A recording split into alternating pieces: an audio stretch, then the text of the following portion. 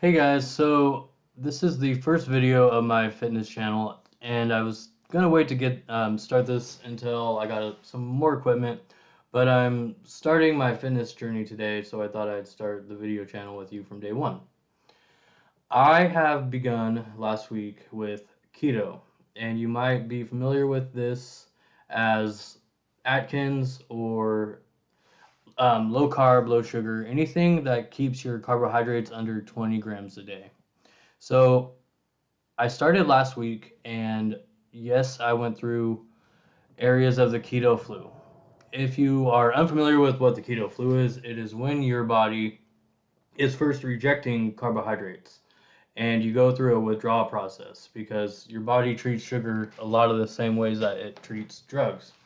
And so when you're first kicking the sugar, your body's used to the dopamine release that a constant intake of carbohydrates give you. Also, your body burns carbohydrates quicker than it burns glucose, so your body's used to having a short but rapid burst of energy about every time you eat carbohydrates. So that's why you get carb crash because your body's going through insulin spikes, which insulin being a reaction to carbohydrate synthesis in your body. So once you get rid of carbohydrates, your body switches to the use of glucose for its energy. Glucose provides a more consistent, steady, stronger form of energy. So once your body gets adapted to it, it can be, you find yourself having a lot more energy. But the first week is just like when you're making any new habit, and specifically when you're trying to eliminate an addiction. The first week of kicking sugar and the first week of ketosis is difficult. There's a couple things you could do to get rid of the keto flu as your body adapts to using glucose as its primary fuel source. A couple things that work for me are bone broth. Every morning I drink a cup of bone broth, about 3/4 of a cup of a small coffee cup.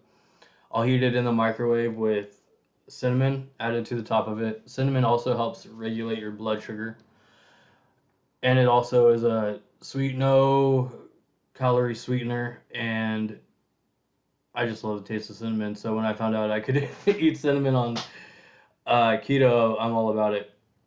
I drink black coffee anyways, so that's not a big deal. I take theanine to help with coffee crash. I'll do a different video later where I'm talking about my supplements and what I use specifically.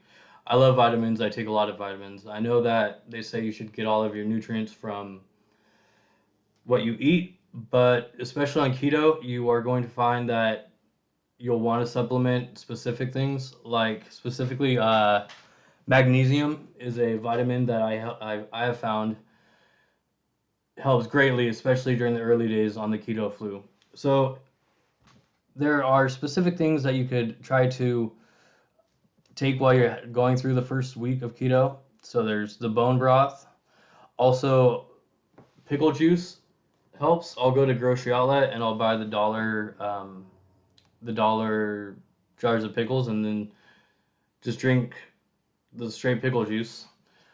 That helps with your acid reflux and it helps with your pH balance in your body.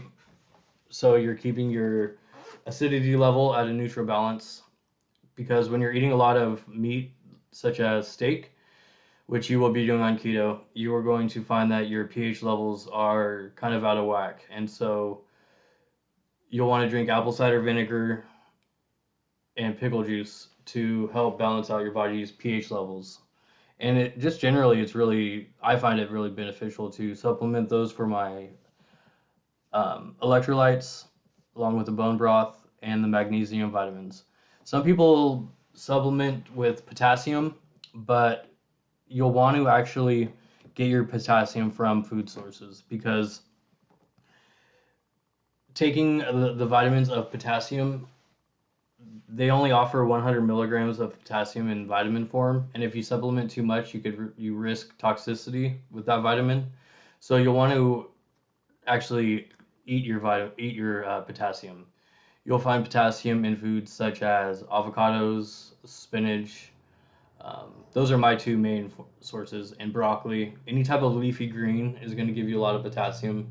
So you're probably familiar with the basics of keto in that you are limiting your amount of carbohydrates. Yes, vegetables are considered carbohydrates, but they are fibrous carbohydrates in that the type of carbohydrate they are is fiber, which breaks down in your body over a longer period of time, giving you more sustained energy and a cleaner source of energy, also helping out with the digestive tract. So the carbohydrates from vegetables are the only exceptions you can make when it comes to having carbs in your diet. No, you cannot have any type of starch, so that includes potatoes of any kind, no potatoes. Of course, no bread, um, no fruit. Yeah, you cannot have fruit on keto. And so some people think that that is unhealthy, where you're going to get your vitamin C. The one exception are peppers. You can eat peppers, which I guess technically are fruit because they have seeds, or I guess that's a fine line. But so I get most of my vitamin C from jalapeno peppers. There's a ton of vitamin C in jalapenos and bell peppers. So, of course, one of the key things you're going to eat on keto are eggs with peppers and avocado for the potassium and magnesium, as well as egg, which contains all the essential amino acids. So that's why they call it a perfect protein. I think it's 23 essential acids. I eat it with the yolk because I want that healthy fats. On keto, you're going to be switching your body to burning healthy fats. So, and they're going to make you more full. So this gives you an excuse to eat cheese sparingly. I say this because in the first couple weeks, you could be more liberal, you could eat a little bit more cheese, but once your body gets adapted to burning fat, you'll want it to be burning your own fat, your own adipose tissue, instead of the cheese you're eating, right? But you are allowed cheese on this diet. It's the saving grace if you're a cheese person, which I am. Um, I prefer cheese to sweets and like cheese and meat. So that's why it's an easy diet for me. Um, Another great thing about the keto diet for me is that once your body gets fat adapted, they call it, you're able to go for prolonged periods of time in a fasted state, which is different than starvation because in starvation, your body is still burning carbohydrates for its fuel source. In a fasted state where you have 0 calories, your body switches into ketosis where it's burning glucose and stored fat as your energy source. So you're going to be able to fast for extended periods of time with minor displeasure. Once I'm in a fasted state or a fat adapted state, deep ketosis, after about my third week of being in ketosis and having had not consumed more calorie or more carbohydrates than 20 a day, I could easily fast for 90 to 100 hours without going into starvation mode. And where I'm not experiencing a reduction in lean muscle mass, there's studies where they have tested people in a catatonic fasted state, and you actually don't start metabolizing muscle protein until your 14th day of no calories. So you can be burning excess adipose tissue, visceral fat, while you're in a fasted state, while you're still maintaining your lean muscle mass. Um, so that being said, with what I'm doing this week is that last week I went through the keto flu, the withdrawal process from sugar. I have so I'm pretty comfortable. I feel like my body has adapted to being fat adapted again. And now I have introduced weight training as well as my cardio back in. I'll go into more specifics on my weight training and my exercise routine in a different video, but just as an understanding of what the program that I'm on, and it's a 10-week program.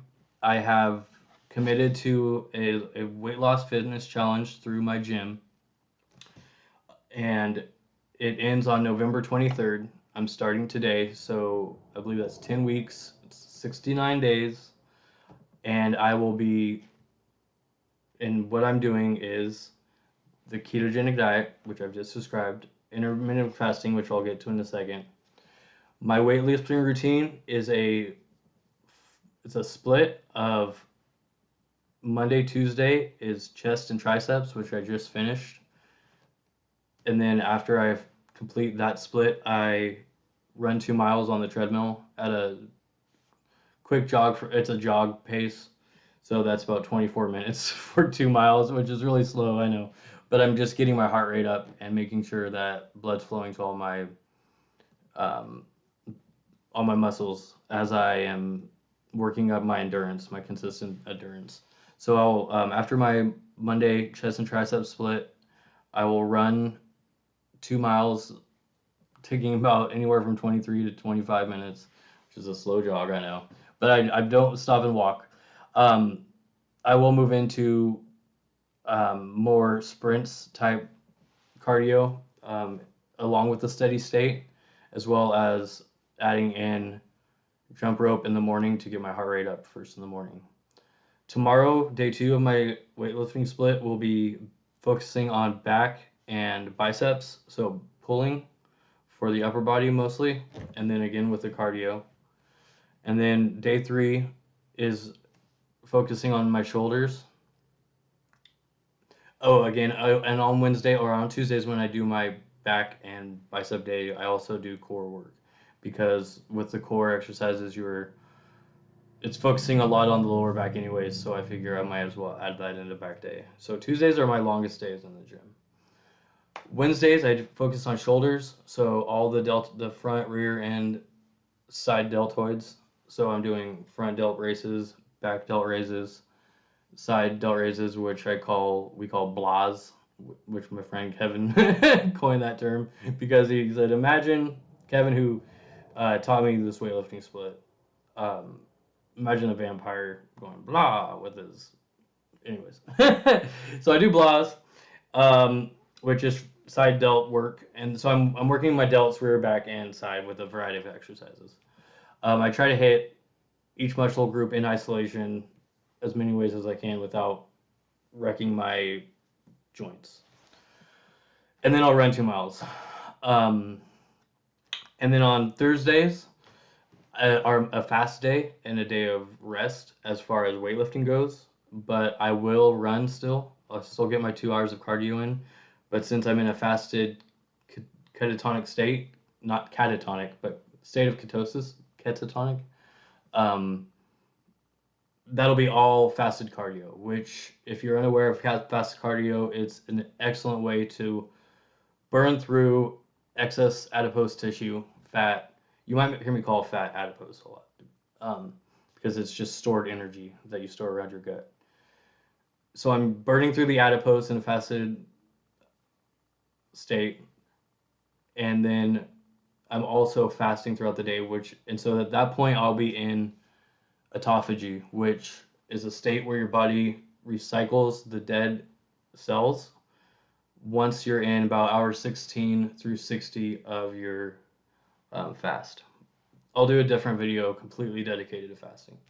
So on Fridays, I've developed Friday night leg night. So I'll hit the gym and I'll do legs after running. Saturdays is a free day, as far as I'll go in the gym earlier in the afternoon because it's my day off, and I'll just kind of hang out and I'll just kind of do the vanity. I call it like the high school games, where you're just going in and you're hitting biceps and you're hitting some like some bench presses and biceps and tricep work, just like to make your arms get that pump because it's Saturday and you want to feel good. And usually I don't do cardio on Saturdays, and so that's something I might change because I noticed it was making me stall in the past. And the Sunday I'm going to attempt another fasted day where I don't do anything, where I'm not running, where I'm not lifting, and I'm not gonna eat. That's my homework day anyways, for my master's program. So I'm gonna be inside all and focusing on other aspects of my life that day, and it kind of being in a hungry state reminds me of why I'm kind of going to furthering my education and all of that kind of motivational mind trickery that I'll be doing. Um, so my weigh in weight today was 205, which sucks. the the highest I've ever weighed, like that I've seen, is 215, and that was all fat. So this year I've been working out pretty hard, but when lockdown started, I was running 2 miles a day still at night when nobody was around, and I was all about diet exercise for 2 months because I used it as an opportunity to focus on myself. Then July happened, and I always make the excuse in July and December that anything I can do whatever I want, to be perfectly honest, and I did, which sucks because here I am, and I am physically more stronger than I've ever been. I'm definitely stronger than I've ever been, but I'm also pretty thick. And so I my plan for my plan for the 10 is to lose 25 pounds in 10 weeks. And so that would put me at I'm at 205, so that would put me at 180. Um, I want to be 179, just to be under 180. And that'll be right at the beginning of Thanksgiving. So we'll see what that holds. December is always a doozy, but I figure if I get to where I want to be by December, I can feel better about enjoying the holidays. I love holidays, so I'm not gonna deny myself those privileges, especially after the year we've all had. So those are my goals. I'm gonna push through hard through the next 10 weeks as far as being strict. Oh, with intermittent fasting. So the only thing that means is I'm not going to be eating until noon every day and trying to stop consuming before 8 or 9. I'm not going to be, and I'm also going to intermittently fast on my off days. That's why I'm calling it intermittent fasting because it's more of I'm more doing a protein, it's almost like a modified protein sparing diet, but the days aren't um, by sequential. So I'm calling it more of an intermittent fasting because I'm also going to be not eating until noon every day, other than black coffee with cinnamon, because in ketosis and in that fasted state, I'm not going to be reliant on consistent carbohydrates to get me through the morning and then experience that crash. So if you've ever been in deep ketosis by the second week, you love life because you're not getting that burnout feeling after 2 p.m. every day or after lunch every day where you just feel really tired from like 2 to 4 p.m. And I'm not saying that's the case for you, but the way my body and my family's genetics um, metabolize carbohydrates, it does not do it well. My body does not metabolize carbohydrates well at all. So say what you will about ketosis and keto and low carb diets, but I've found that if I'm not on one, I am ravishly hungry and feeling like crap 24 hours a day. I'm either starving or feeling like shit off of the food I just ate. So keto works for me, and so I'll be intermittent fasting in the morning.